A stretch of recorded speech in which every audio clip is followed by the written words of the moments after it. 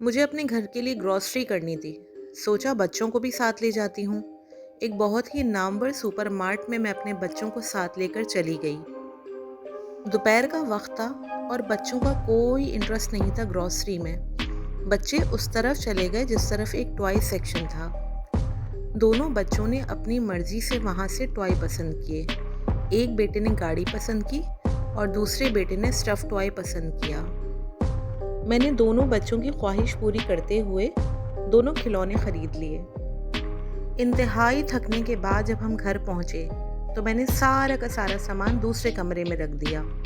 Grocery तो मैंने वहां से उठा ली, मगर बच्चों के टॉयज मैंने वहीं छोड़ दिए। 3 दिन इसी तरीके से गुजर गए।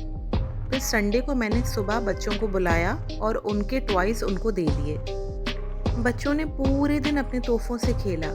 शाम के वक्त मैं भी उनके साथ जाके बैठ गई। मैंने अपने बच्चों से कहा, आपको पता है आज मम्मा आपका स्टफ़ टॉय लगा के सोएंगी क्योंकि मम्मा का पिलो बहुत सख्त है।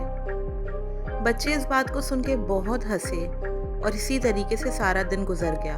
और फिर बच्चे लेट गए सोने के लिए और मैं भी उनके साथ लेट गई। थोड़ी देर बाद मेरी भी आंख लग गई और बच्चे भी सो गए। थोड़ी देर में मैंने ख्वाब में देखा मेरी मोमानी, जो कि 10 साल पहले इंतकाल पा चुकी हैं, मेरे पास आती हैं और बहुत ही धीमी आवाज़ में मुझसे कहती हैं, ये जो नरम तकिया तुमने अपने सर के नीचे लगा रखा है, क्या तुम मुझे दे दोगी?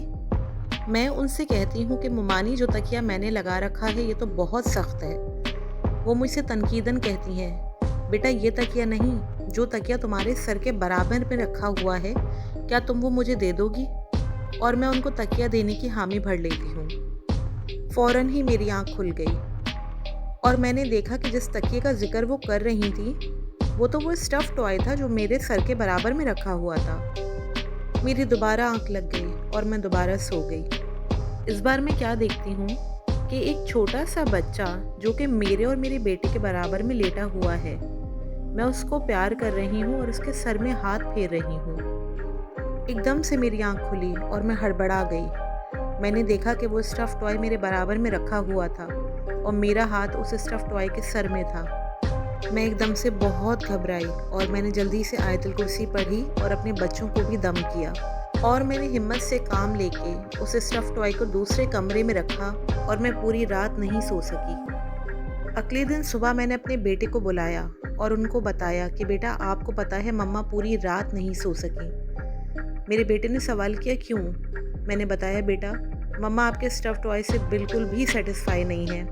क्या मम्मा आपके स्टफ़ टॉय को किसी को दे दें? मेरे बेटे ने बग़ैर कुछ सोचे समझे हामी भर ली और फिर वो स्टफ़ टॉय मैंने थैली में पैक करके अपने घर से बाहर फेंकवा दिया। ये वाक़या जो मैंने आपको सुनाया है, ये बिल्कुल एक सच्चा वाक़या है। मैं नहीं जानती कि उस स्टफ़ टॉय में क्या था, मगर उसमें कुछ ना कुछ ज़रूर था जो मैंने उस रात महसूस किया था। मेरी मोमानी का ख्वाब में आना और मुझे तंबी करना।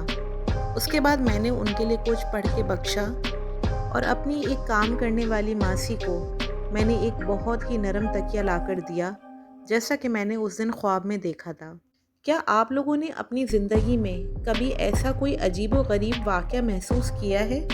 अगर किया है तो मुझे कमेंट सेक्शन में ज़रूर बताइएगा।